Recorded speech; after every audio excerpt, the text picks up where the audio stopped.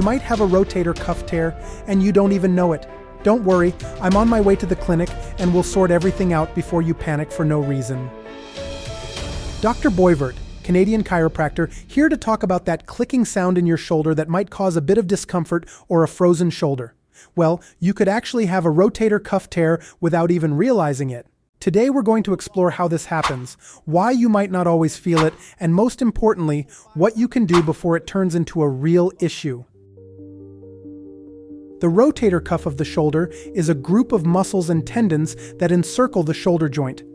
These muscles work together to stabilize the shoulder and enable various movements, such as raising the arm, rotating it, or pulling it back. There are four main muscles in the rotator cuff. First, we have the supraspinatus, located on top of the shoulder, which plays a key role in lifting the arm to the side. Just below it is the infraspinatus, which allows for external rotation of the arm. Next to it, the teres minor also assists with this external rotation. Finally, at the front of the shoulder blade, the subscapularis enables internal rotation of the arm. These muscles are connected to the bone by tendons. Together, they allow the shoulder to move in all directions while remaining stable. If any of these muscles or tendons get damaged, it can affect the shoulder's mobility and potentially lead to pain.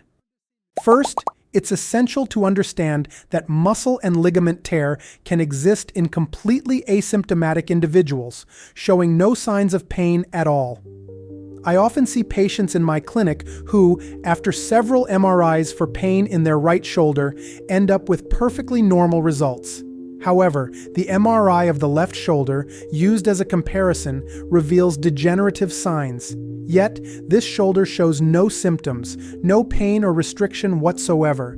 Just like any other area of the body, the shoulder can experience degenerative processes such as osteoarthritis without causing significant health issues. If this topic interests you, write accidental joint disease in the comments.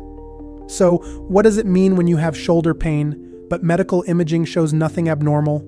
No signs of inflammation, like heat, redness, or swelling, and yet you're still in pain. Welcome to the world of non-specific pain. This means there's nothing injured, damaged, out of place, stuck, or hidden. It simply indicates that certain parts of your shoulder, like the tendons, muscles, capsule, or a bursa, have become more sensitive. What could cause this? It could be due to recent physical overload that has accumulated stress in the joint or psychological stress in your life. This stress can confuse your brain, making it harder to accurately assess what's happening.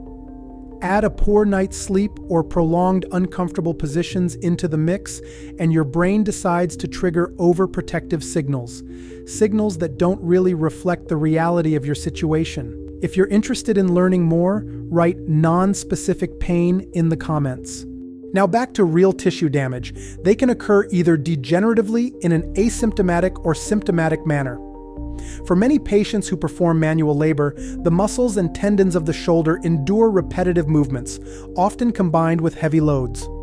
Over time, this can progressively impact the shoulder tissues, muscles, and tendons, weakening them to the point where medical imaging shows signs of degradation. There are essentially two main ways to maximize shoulder health and prevent tissue injuries. The first step is to shift our mindset about work, especially for those in manual jobs like construction.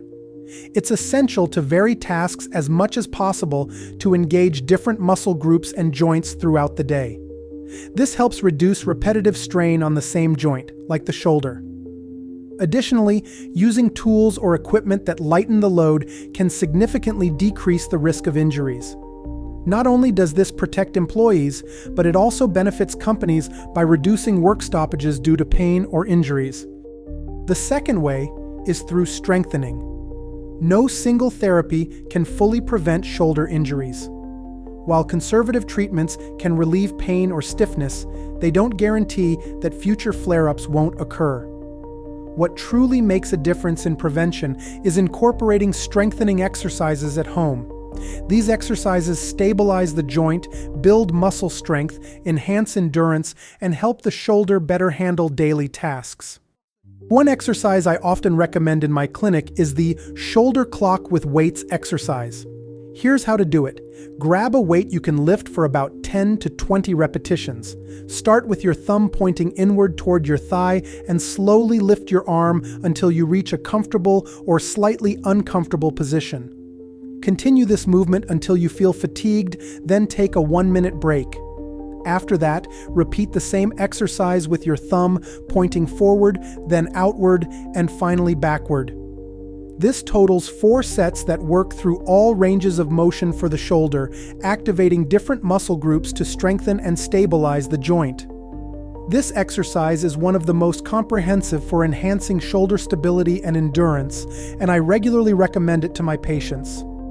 Beyond tissue damage, did you know that some research is looking into the microvascularization of joints and its impact on chronic pain? Insufficient micro blood vessels could disrupt the delivery of essential nutrients and oxygen to the health of joint tissues, potentially leading to pain and inflammation. However, that's a discussion for another time. In the meantime, I'd love to hear your stories, comments, suggestions, or any other questions you may have. Because an informed person is a person in control of their health and who's going to recover much faster.